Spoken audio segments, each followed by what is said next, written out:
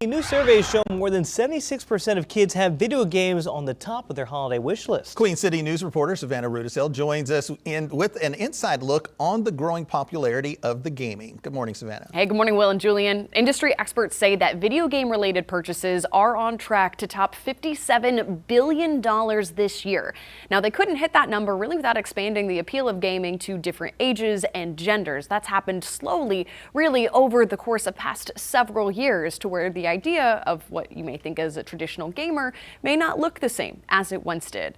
So researchers with the Entertainment Software Association surveyed hundreds of kids ages 10 to 17 about what's on their wish list. While 67% said cash or gift cards, 76% say that video games is their must-have item. That's up about 4% from last year. And now the majority of Gen Z girls classify themselves as gamers. Older adults are less likely to take on that gamer title, but they are often the biggest mobile gamers in buying subscriptions for apps like Candy Crush or Monopoly Go. Researchers say that some parents may be concerned about giving a child or teenager a video game for that holiday present, then not seeing them again for the rest of winter break. So in addition to encouraging moderation, researchers say that parents should understand that there may be a social aspect to many popular games. And when it's cold weather, bad weather, rainy, whatever it may be, certainly during COVID, we experienced great, enormous social connection online. So really understand what your kids are playing, who they're playing with, because it may not be, it probably is not isolating the way you think it is. But also we find that over 80% of parents who play video games choose to play with their kids.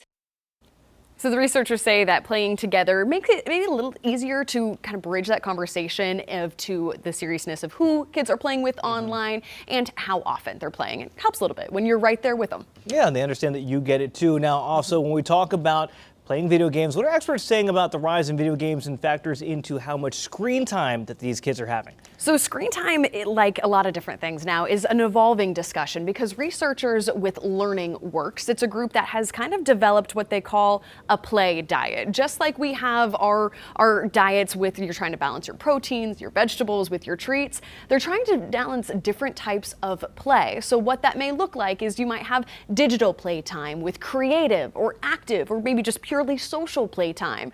All of that fits on the different kind of play plate that you might be able to find. And so they say that some video games or other games in general may be able to tick off a couple different ones. Like, for example, the Just Dance game, right? Came out back in, 2008, 2007.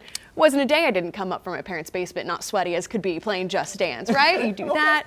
Mario Kart parties, different things like that. So they say understanding that passive screen time and active screen time may be two different things. But of course, all up to the family's discretion. There you go, Just Dance, great way to burn some calories. Rock Band 2 for the old heads out there, all those work. Savannah, thank you.